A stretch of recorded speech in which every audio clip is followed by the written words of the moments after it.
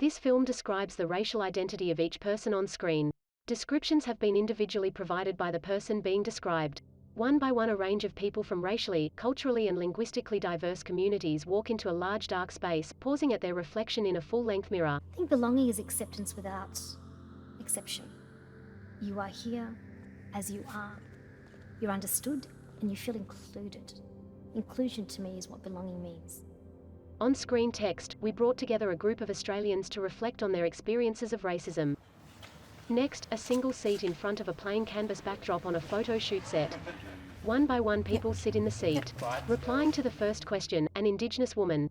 How old was I when I became aware of my race? I say I was quite young, maybe around about 6 or 7. An Asian Australian woman. And you go out, you go to school, you meet people, and you're different to everybody else. A young white non-binary person. I probably became aware of my race in my later years. A South Asian Australian woman in a turban. I remember being chased during recess because they'd never seen a brown person before.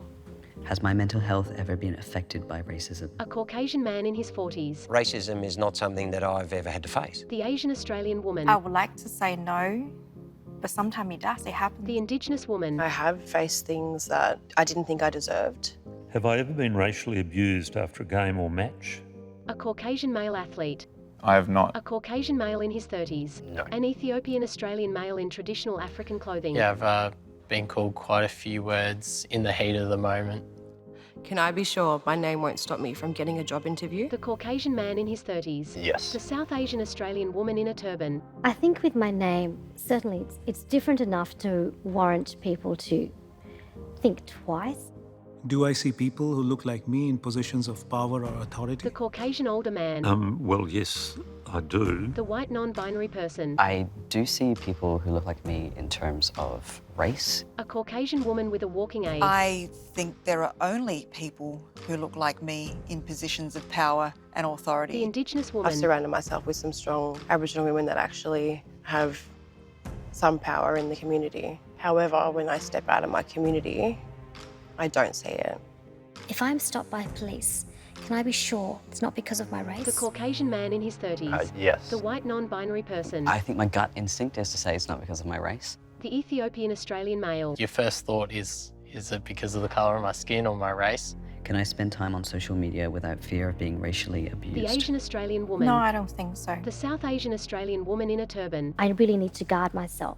Do I fear being stopped more frequently by airport security because of my race? The Caucasian man in his 30s. No. The Ethiopian Australian male. Before, yes.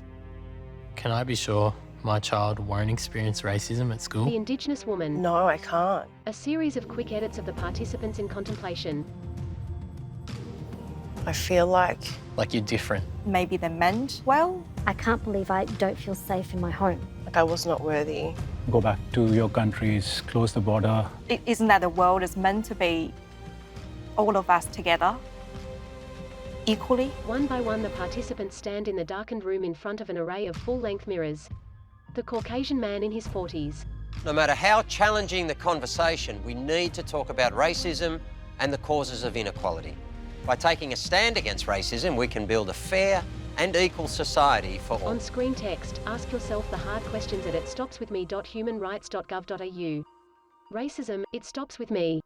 Australian Human Rights Commission.